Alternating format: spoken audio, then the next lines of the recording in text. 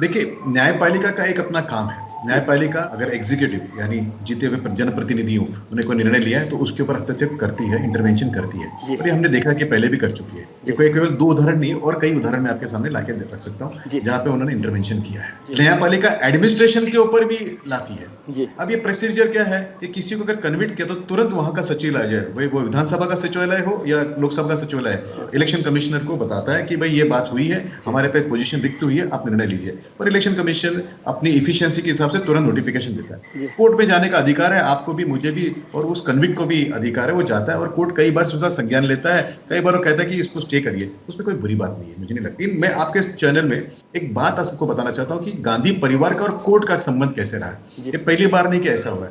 वो कोर्ट का अपमान पहले भी करते हैं। मैंने आज कांग्रेस के नेताओं को सुना कि court has direct work under the direction of the political system. जो कोर्ट का अपमान है, जुडिशरी को अंडरमाइन करता है, जुडिशरी जी का। पर ये पहली बार नहीं हुआ है। ये राहुल गांधी जी है जो खुद बेल पे है, उनकी माताजी बेल पे, इनके पिताजी राजीव गांधी जी।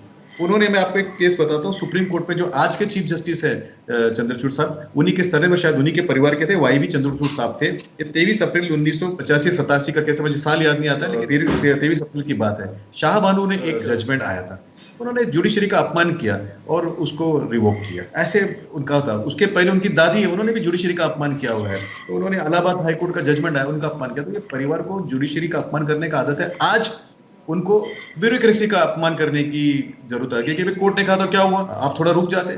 सर, निर्णय आपके खिलाफ आया है, आपने गलती की है, अपनी गलती की तो सजा भोगिए। हाँ, उनके पास एक चांस था, जैसे मैंने पूर्व में कहा, एक चांस था कि आदमी के मुख से कभी कभी गलत निकल जाता है। आप भी टीवी शो करते हैं, मैं भी टीवी डिबेट में आता जी, हूँ। बैड डे होता है, किसी दिन बुरा दिन होता है कि आपके मुंह से कुछ गलत निकल जाए, जी, तो आप तुरंत उसको दुरुस्त करते हैं, माफी मांग लेते हैं, और माफी मांगने पर कई बार बातें खत्म हो जाती है। जी, लेकिन जो एरोगेंस है सामंतशाही का, कि हम जनतंत्र के ऊपर है, जी, कोर्ट हमारा संज्ञान कैसे लेगा, दूसरा कोर्ट लेगा, तो फिर आपने इफिशिएंटली काम क्यों किया, आज ही क्यों हमको निकाला, और कल अगर फिर कोर्ट ने आपको रोक दिया तो देखिए आपका अपमान हो गया। कोई अपमान नहीं हुआ।